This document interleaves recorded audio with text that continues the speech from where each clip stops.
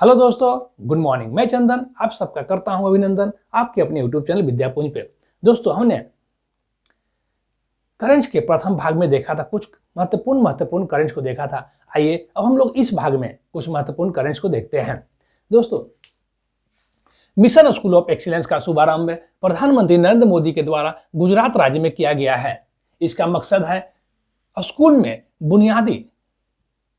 बुनियादी ढांचाओं का विकसित करना।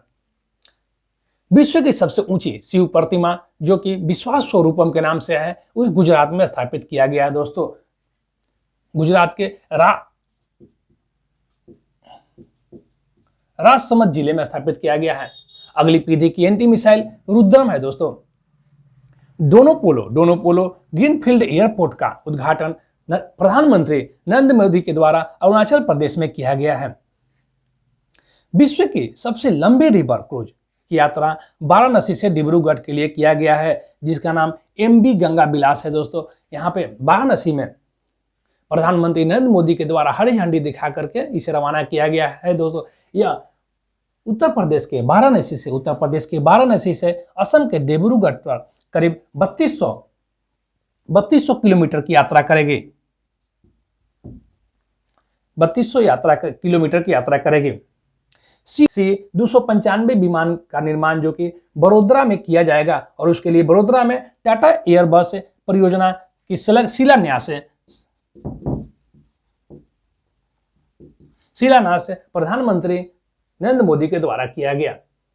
वहीं एयर इंडिया में विस्तारा एयरलाइन जो थी उसका विलय हो गया है।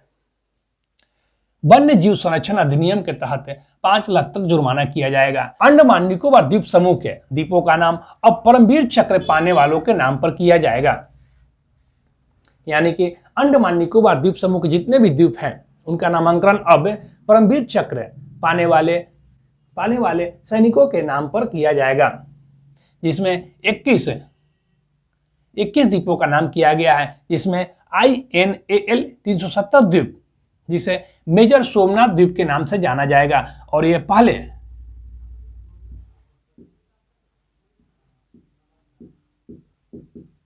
पहले परमवीर चक्र प्राप्त करने वाले मेजर सोमनाथ थे, और इन्हीं के नाम पर INAL 370 द्वीप का नाम रखा गया है।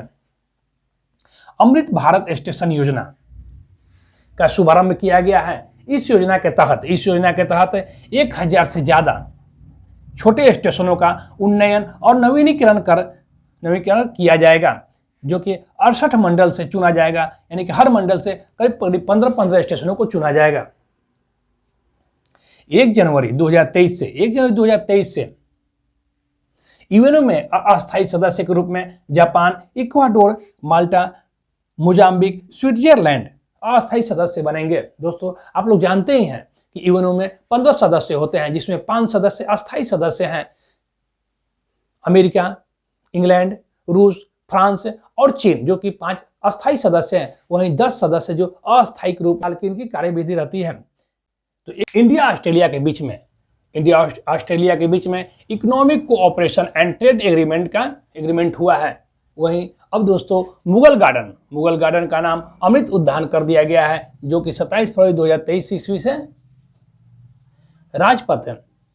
दिल्ली का राजपथ जो था जो कि पहले अंग्रेजों के समय में से किंग्सवे जाना जाता था, जिसे अब कर्तव्य पथ के नाम से जाना जाएगा। यानी कि मुगल गार्डन जो कि अब अमृत उद्यान के नाम से जाना जाएगा, वहीं राजपथ है कर्तव्य पथ के नाम से जाना जाएगा। मुगल गार्डन राष्ट्रपति के परिसर में है। दोस्तों, समेत शिखर पर्यटन स्थल की अधिसूचना वापस ले ली गई है, क्योंकि समेत शिखर जैन लोगों का धार्मिक स्थल था, और जिसे गवर्नमेंट के थ्रू समेत शिखर को एक पर्यटन स्थल बनाने का मुहिम लाया गया था, लेकिन जैनों के भारी विरोध के कारण इस अधिसूचना को वापस ले लिया गया। आप लोग हमेशा समेत शिखर से याद रखेंगे। AK-203 राइफल्स का उत्पादन शुरू हो गया है, जिसे कंपनी अमेठी में बैठाया गया था। 12 चीते दक्षिण अफ्रीका से लाया गया। दोस्तों, पहली बार 8 चीता को नमीबिया से लाया गया था। वहीं 12 चीता को दक्षिण अफ्रीका से लाया गया, और इसे भी कूनो नेशनल पार्क मध्य प्रदेश में रखा गया है। डीआरडीओ के द्वारा हाइपरसोनिक टेक्नोलॉजी डिमोन्स्ट्रेटर व्हीकल का परीक्षण किया गया, सफल परीक्षण किया गया।